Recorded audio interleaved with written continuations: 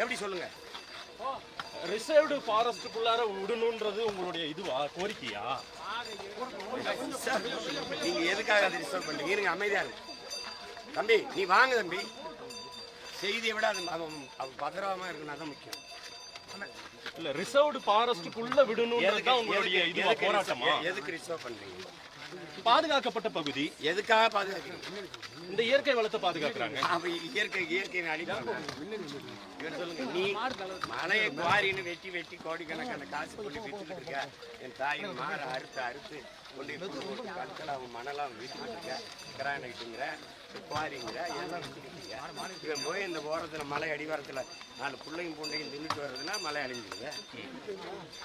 உங்ககிட்ட இருந்து பாதுகாக்கணும்னா மலையும் காட்டையும் என் ஆடும் மாடும் போய் மேயணும். அப்பதான் காக்க முடியும். இது போன்ற போராட்டங்களால் இது வந்து அரசின் பார்வைக்கோ செவிகளுக்கோ கொண்டு போய் சேர்த்த முடியுமா? அவங்க